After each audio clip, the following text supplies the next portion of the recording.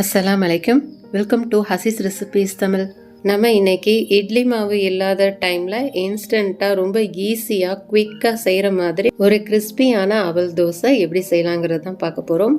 இது breakfast dinner செய்கிறதுக்கு ரொம்ப அருமையாக இருக்கும். மாவு இல்லாத டைமில் ரொம்ப ஈஸியாக குவிக்காக இதை பண்ணிடலாம். பிகினர்ஸ் கூட ரொம்ப ஈஸியாகவே பண்ணிடலாம். இது எப்படி செய்யலான்னு பார்க்குறதுக்கு முன்னாடி இதான் ஃபர்ஸ்ட் டைம் நம்ம சேனலை பார்க்குறீங்க அப்படின்னா மறக்காமல் நம்ம சேனல் ஹசீஸ் ரெசிபீஸ் தமிழை சப்ஸ்கிரைப் பண்ணாதவங்க சப்ஸ்கிரைப் பண்ணிக்கோங்க ஃப்ரெண்ட்ஸ்.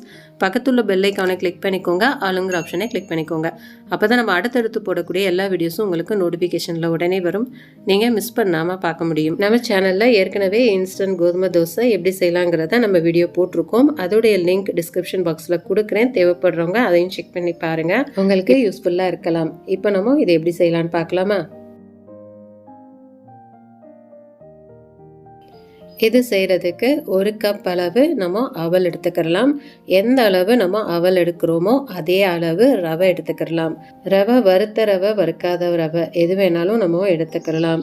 இப்போ முதல்ல நம்ம எடுத்த அவலை ஃபஸ்ட்டு ஒரு பவுலுக்கு ட்ரான்ஸ்ஃபர் பண்ணி இதை நல்லா வாஷ் பண்ணிட்டு வந்துடலாம். ஏன்னா அதில் மண் தூசிலாம் இருக்கும். அதனால ஒரு 2 தண்ணி வச்சு நல்லா வாஷ் பண்ணி எடுத்துகிட்டு வந்துடலாம்.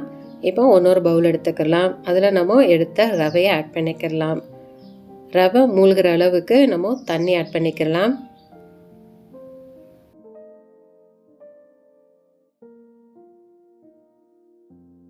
இப்போ ஒரு மூடி போட்டு மூடி வச்சு ஒரு 5 நிமிஷம் அதை நல்லா ஊற விட்டுடலாம். இப்போ நம்ம வாஷ் பண்ணி வச்சுருக்கிற அவல்லையும் மூழ்கிற அளவுக்கு தண்ணி ஆட் பண்ணிக்கலாம்.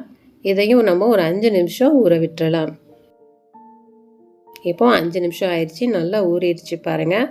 இப்போ நம்ம ஒரு மிக்ஸி ஜார் எடுத்துக்கலாம். இப்போ ஃபஸ்ட்டு நம்ம அவலை ஆட் பண்ணிக்கிடுவோம்.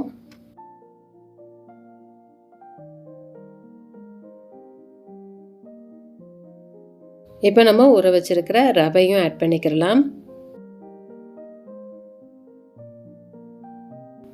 இப்போ 1/2 கப் அளவு தயிர் ஆட் பண்ணிக்கிடலாம்.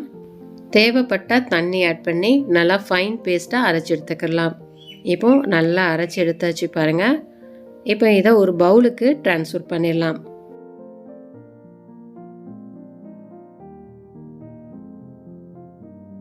இப்போ ஒரு 1/4 கப் அளவு அரிசி மாவு ஆட் பண்ணிக்கலாம். நம்ம அரிசி மாவு ஆட் பண்ணுறதுனால நம்மளுடைய தோசை நல்லா கிறிஸ்பியாகவே நமக்கு கிடைக்கும்.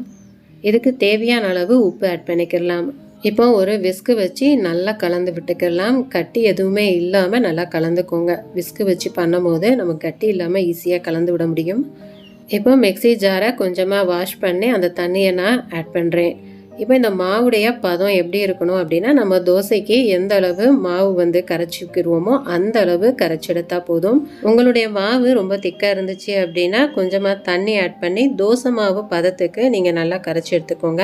இப்போ என்னுடைய மாவு கொஞ்சம் திக்காக இருக்குது, நான் இன்னும் கொஞ்சமாக தண்ணி ஆட் பண்ணி நல்லா கலந்து விட்டுக்கிறேன். இப்போ நம்மளுடைய மாவு சூப்பராக ரெடி ஆயிடுச்சு. இப்போ நம்ம தோசைக்கல்லை நல்லா சூடு பண்ணிக்கலாம். நம்ம தோசைக்கல்லை எப்படி எண்ணெய் தடவுமோ அதே மாதிரி ஃபஸ்ட்டு நம்ம எண்ணெயை தடவிக்கிடுவோம். அப்புறம் நார்மலாக நம்ம எப்படி தோசை ஊற்றுவோமோ அதே மாதிரி தோசை ஊற்றிக்கிடலாம். இது நம்ம நார்மல் தோசை ஸ்ப்ரெட் பண்ணுறதுக்கு எப்படி ஈஸியாக வருமோ அதே மாதிரி இதுவும் நல்லா ஈஸியாகவே வரும். இப்போ நம்ம கொஞ்சம் வெந்ததுக்கு அப்புறமேலு எண்ணெய் ஆட் பண்ணிக்கிடலாம். முதலே எண்ணெய் ஆட் பண்ணோம் அப்படின்னா அது அந்தளவு கிறிஸ்பியாக வராது. இப்போது இந்த அளவு வெந்ததுக்கு அப்புறமேலு நம்ம எவ்வளோ தேவையோ அவ்வளோ எண்ணெய் ஆட் பண்ணிக்கலாம். ஒரு சைடு கொஞ்சம் நல்லா செவந்ததுக்கு அப்புறமேலு நம்ம திருப்பி விட்டுக்கிடலாம். இப்போது நல்லா செவந்துருச்சு. இப்போ நம்ம ஃபஸ்ட்டு ஒரு சைடை திருப்பி விட்டுக்கிடுவோம். இப்போ மறுபக்கமும் வேகிற அளவுக்கு கொஞ்சம் நேரம் வெயிட் பண்ணுவோம். இப்போ நல்லா வெந்துடுச்சு. இப்போ மறுபடியும் திருப்பி விடலாம். அப்போ தான் நல்லா கிறிஸ்பியாக வரும். ஒரு 2-3 தடவை நம்ம மறுபடியும் இந்த பக்கமும் அந்த பக்கமும் திருப்பி விட்டு நம்ம வேக வச்சு எடுத்தோம் அப்படின்னா நம்மளுடைய கிறிஸ்பியான அவல் தோசை சூப்பராக ரெடி ஆயிரும். இது சாப்பிட்றதுக்கு அவ்வளோ சூப்பராக இருக்கும். ரொம்ப ஈஸியாகவே நம்ம பண்ணிடலாம். இப்போ அவ்வளோதான், நம்மளுடைய இன்ஸ்டன்ட் கிறிஸ்பி அவல் தோசை சூப்பராக ரெடி ஆயிடுச்சு. இது கூட நீங்கள் சட்னி வச்சு சாப்பிடும் போது அட்டகாசமாக இருக்கும். இந்த சட்னி நம்ம நார்மலாக உள்ள தேங்காய் சட்னியை விட இது ரொம்ப சூப்பராகவே இருக்கும். இதோடைய ரெசிபி நான் நெக்ஸ்ட் வீடியோவில் அப்லோட் பண்ணுறேன். நம்ம சேனலை சப்ஸ்கிரைப் பண்ணி வச்சுக்கோங்க ஃப்ரெண்ட்ஸ். அப்போ தான் நம்ம போடக்கூடிய அடுத்தடுத்த வீடியோஸ் நீங்கள் மிஸ் பண்ணாமல் பார்க்க முடியும். ரொம்ப ஈஸியாக குயிக்காக செய்யக்கூடிய இன்ஸ்டன்ட் தோசை நீங்களும் வீட்டில் செஞ்சு பாருங்கள். செஞ்சு பார்த்துட்டு இது எப்படி வந்ததுங்கிறதையும் எனக்கு மறக்காமல் கமெண்ட்டில் ஷேர் பண்ணுங்கள். இந்த வீடியோ கண்டிப்பாக உங்கள் எல்லாருக்குமே யூஸ்ஃபுல்லாக இருக்கும்னு நான் நம்புகிறேன். யூஸ்ஃபுல்லாக இருந்துச்சு அப்படின்னா உங்கள் ஃப்ரெண்ட்ஸ் ரிலேட்டிவ்ஸ் எல்லா பேருக்குமே நிறைய ஷேர் பண்ணி விடுங்க. அவங்களுக்கும் யூஸ்ஃபுல்லாக இருக்கட்டும். நம்ம சேனல் ஹசீஸ் ரெசிபீஸ் தமிழை இது வரைக்கும் சப்ஸ்கிரைப் பண்ணாதவங்களும் சப்ஸ்கிரைப் பண்ணிக்கோங்க ஃப்ரெண்ட்ஸ். நம்ம நெக்ஸ்ட் வீடியோவில் பார்க்கலாம். தேங்க்ஸ் ஃபார் வாட்சிங்.